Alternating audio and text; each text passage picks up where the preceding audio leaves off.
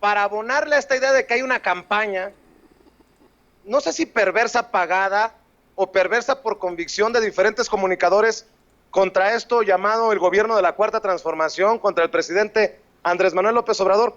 Ayer Rafa Herrera me compartía esta columna de Pablo Iriart y me parece, híjole, lamentable que haya medios que sigan abriéndole espacios a estas mentes perversas. El principio de una tiranía, así titula su columna Pablo Iriart en El Financiero. El país quiere un presidente que respete a las instituciones. Por eso el reconocimiento general a la sobriedad incluyente de su grito la noche del 15, con los símbolos patrios y nuestros héroes en su lugar, son lo que nos une. Pero a la hora de gobernar, López Obrador lleva al país por otro camino. En caso de no reparar y reaccionar ahora ante el túnel en que su gobierno nos está metiendo, después será demasiado tarde para impedir el establecimiento de una tiranía. Si el propio presidente cree en lo que gritó el domingo, debe frenar su ley que equipara fraude fiscal con delincuencia organizada, en la que el acusado va a la cárcel sin haber sido declarado culpable. El tema es mucho más grave de lo que parece. Irá a la cárcel el que quiera el gobierno, no el que haya cometido un delito, y se le quitarán sus bienes, aunque hayan sido adquiridos legalmente, porque al ser delito grave aplica la reciente ley de extinción de dominio. No los podrá recuperar nunca, y aun cuando después del juicio que enfrentará desde la cárcel sea declarado inocente. Esa ley que equipara al fraude fiscal con delincuencia organizada otorga un poder ilimitado a los funcionarios públicos del régimen sobre la libertad de los ciudadanos. López Obrador dice que el PRI y el PAN se están oponiendo en el Congreso para que sea delito grave la expedición de facturas falsas y la evasión fiscal. No es así. No es únicamente por facturas falsas por lo que un ciudadano irá a la cárcel sin juicio previo. Con la sola sospecha del auditor fiscal de que hay evasión de impuestos con dolo, el auditado va a la cárcel. No es como dice el presidente que PRI y PAN se oponen a castigar el fraude al fisco. PAN y PRI se oponen a nulificar la presunción de inocencia que plantea esa ley, por la cual quien el gobierno considere sospechoso de fraude fiscal irá directo a la cárcel y ahí tras las rejas se enfrentará el juicio. Y mientras se desarrolla el proceso, el gobierno le podrá confiscar los bienes, aunque el acusado pruebe que los adquirió legalmente. La sola sospecha del morenismo gobernante llevará a un empresario a la cárcel y le quitarán sus bienes, que serán rematados por el instituto para devolverle al pueblo lo robado. No importa si es culpable o inocente, el desenlace es exactamente el mismo: cárcel y despojo de sus bienes al ciudadano sobre el cual recaen las sospechas del gobierno. Podrán usar, porque será legal, esa herramienta contra sus adversarios políticos, contra empresarios que financien medios de comunicación críticos o simplemente contra los que no se alineen con el gobierno. ¿Estamos ante el principio de una tiranía? ¿No lo vemos? Ahí está escrito en la ley que aprobó Morena contra los argumentos de los cada vez más combativos senadores del PAN y del PRI. La sociedad no puede dejarlos solos, hágame usted el pinche favor.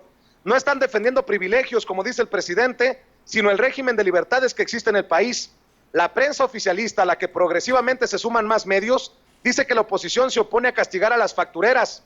Falso. No solo por una factura falsa va preso un contribuyente, aunque no sepa que era de una empresa fantasma y puede ser despojado de sus bienes, sino por sospecha de evasión fiscal. Una denuncia anónima basta, como en los países gobernados por tiranías de izquierda o de derecha. El poder que tendrá un auditor del SAT es de terror.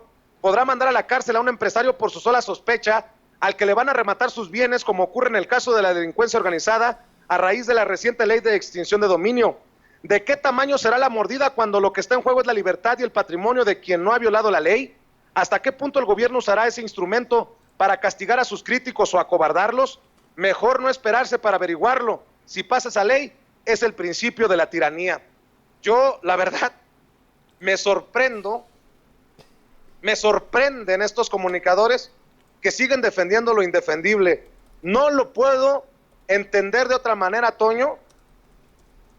Bueno, basta leer entre líneas que hay personajes como Pablo Iriart que defienden a los del PRI, a los del PAN, a los empresarios y a todos aquellos cabrones que nos han chingado a los mexicanos. Y es de lo que platicábamos ayer, Vicente, en la separación que se necesita del poder mediático del poder político. Es un Pablo Iriart, Vicente, que siempre se ha codeado, desde que me acuerdo, él es chileno si no me equivoco, pero desde que se hace mexicano, desde siempre se ha codeado con las esferas del poder, desde siempre ha estado en puestos directivos en los medios de comunicación. Él fue, de hecho, director del periódico La Crónica hace ya muchos años, un periódico priista de los Caguachi, y desde siempre ha tenido estas ideas en contra del progreso, desde siempre ha tenido estas ideas pro-conservadoras. Será recordado, yo me imagino, en algún momento como no así como Lucas Alamán, pero algo parecido, ¿no? Un tipo del conservadurismo que ahí se queda, en la protección absoluta de los puestos de poder, de los conservadores, de la gente que está en el poder. Mira, acuérdate, Vicente,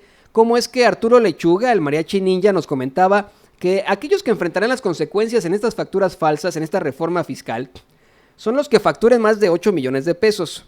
¿Quién factura más de 8 millones de pesos? ¿Tú crees que el ciudadano, o sea, dice, esto es gravísimo, el pueblo está en peligro? No, el pueblo no, están en peligro aquellos que puedan incurrir en este tipo de raterías absolutas, si facturan más de 8 millones de pesos. Los empresarios, no tengo nada en contra de los empresarios, es imprescindible darle movimiento económico a México en definitiva, pero hemos visto en muchos casos cómo son esos empresarios los que abusan del pueblo, los que abusan de su poder económico. No se escuchó muy bien durante la transmisión cuando estabas dando las noticias más importantes, Vicente, pero lo que quisiste decir acerca de Maicena es terrible. Por ejemplo, por poner un ejemplo X, Maicena da a conocer que tiene muchos nutrientes su harina y no sé qué, y dan a conocer en un reporte que eso no es cierto. Es una de tantas de cómo abusan los empresarios a veces del pueblo de a pie, al pagarles sueldos, pero absurdos, sueldos, ¿cómo decirlo? Pues sueldos terribles a sus trabajadores, al no darles beneficios, y ahora, y siempre buscan no pagar bien, siempre buscan tener todas las ganancias en México, siempre buscan salirse con la suya incluso sin pagar impuestos. Vea qué es lo que está haciendo este tipo. Pablo Iriarte está defendiendo lo indefendible, así como Ciro Gómez Leiva con el de la verdad histórica, con Jesús Murillo Caram o con la Chayito Robles, está defendiendo lo indefendible. Son simplemente estos personajes. Vamos a ponerles nombre y apellido. Está defendiendo a los Osorio Chong, ¿sí? Está defendiendo a las Vázquez Mota, está defendiendo a toda esta mafia de cabrones, muchos de ellos plurinominales, que dice son combativos del PAN y del PRI.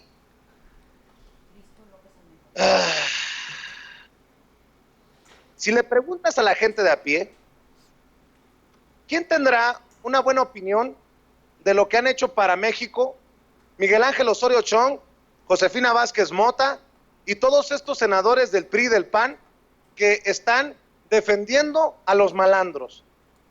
Así como Pablo Iriarte tiene todo el derecho, toda la libertad para expresarse en un medio como El Financiero, pues déjeme decirlo con todas sus letras, don Pablo, no la chingue, no le siga sobando los tanates a los cabrones que usted y yo sabemos se han aprovechado de sus puestos para servirse con la cuchara grande. Ya no. Ojalá que la gente de a pie abra los ojos y vea que hay comunicadores que le están haciendo el caldo gordo a muchos de esos que son considerados enemigos de México.